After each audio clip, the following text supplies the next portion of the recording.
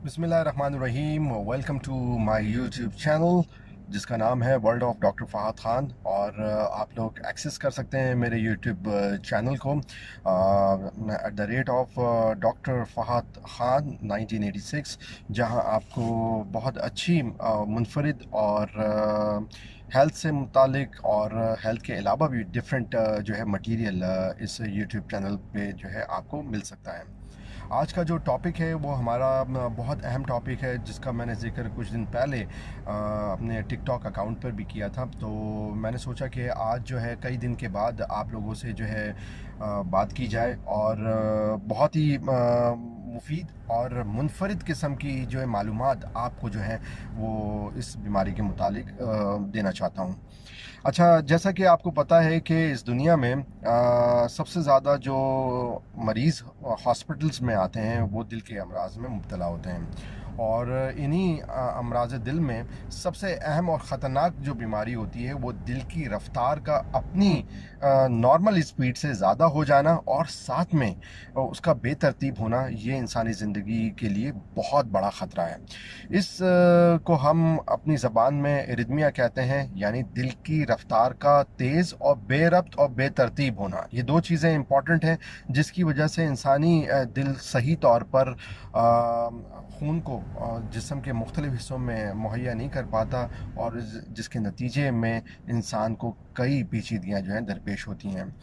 इसी एरिदमिया में सबसे ज़्यादा जो किस्म का एरिदमिया होता है उसको हम एट्रियल फिब्रिलेशन कहते हैं। अक्सर लोग यकीनन इस इस्तिलाह से जो है वो ना वाकिफ़ होंगे, लेकिन इस वीडियो को बनाने का मतलब ये था कि अगर आपको किसी भी किस्म का ये साइन सिम्टम या आसार और अलामात मिलें तो फ़ौरी तौर पर जो है एमरजेंसी में दिखाएं और बेहतरीन कार्डियोलॉजिस्ट को जो है अपना चेकअप करवाएं। ये बहुत इंपॉर्टेंट चीज़ है।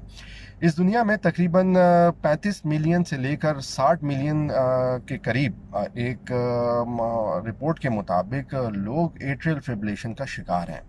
और इसकी कई वजूहात होती हैं। सबसे अहम वजह जो है वो ये है कि वो लोग जिनको हाई ब्लड प्रेशर, शुगर या दिल की साख्त में कोई प्रॉब्लम होती है, उसके वाल्व में कोई मसला होता है, या वो लोग जो कि कॉफ़ी और कैफ़ीन में शामिल मशरूबात का बेइंतहा जो है बेदरीग इस्तेमाल करते हैं, तो उसके नतीजे में जो है ये दिल की रफ्तार तेज़ हो जाती है।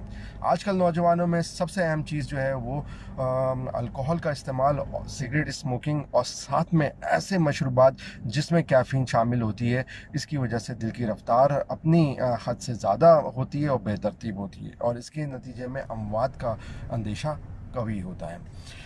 सो ऐसी अलामात जिसमें मरीज़ जो है दिल में स्पेशली सीने में दर्द महसूस करे, अपने दिल की रफ्तार को महसूस कर सके, जिसको हम इंग्लिश में पैल्पिटेशन कहते हैं, सर में दर्द, चक्कर का आना, सांस का फूलना, ये ऐसी आसार और अलामात हैं जिसकी वजह से इंसान जो है एरिदमिया का शिकार होता है, और उसको जितना जल्दी ट्रीट किया जा सके उतना ही ज़िंदगी के लिए बेहतरीन होता है।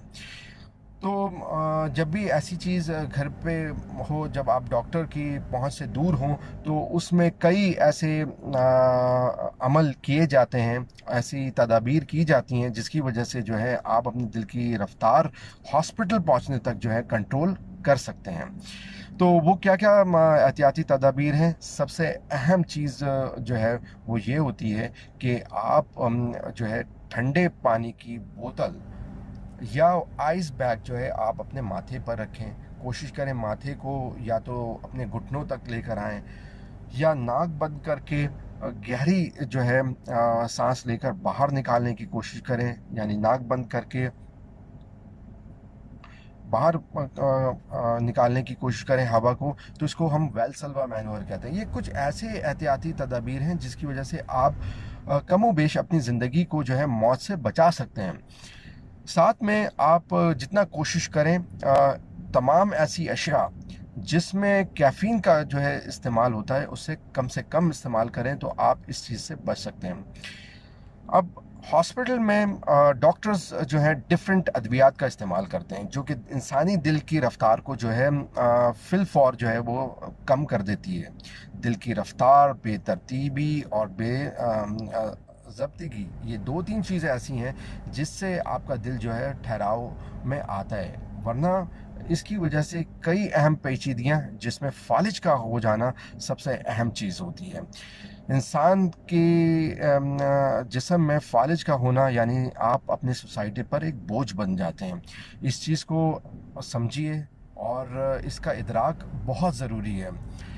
और डॉक्टर्स कई टेस्ट भी ज़रूरी टेस्ट करेंगे ताकि तशख़ीस हो सके। दिल की पट्टी जिसको हम ईसीजी कहते हैं, दिल का सुनार जिसको हम इको कहते हैं, साथ में ब्लड टेस्ट जो हैं वो ज़रूरी किए जाते हैं कि अगर इंसानी जिस्म में किसी भी मादनियत की यानी मिनरल्स की और वाइटामिन्स की कमी होती है तो उसकी वजह से भी ये शुबा होता है कि दिल की रफ्तार तेज़ हो रही है, बेतरतीब हो रही है। तो ये ज़रूरी टेस्ट जो हैं वो करवाए जाते हैं। और अगर इन टेस्ट पर भी अगर इंसानी तशख़ीस नहीं हो पाती कि दिल की रफ्तार क्यों बढ़ रही है, तो उसके लिए एक ख़ास टेस्ट होता है जिसको हम ईपीएस यानी इलेक्ट्रोफिजियोलॉजिकल स्टडीज़ कहते हैं।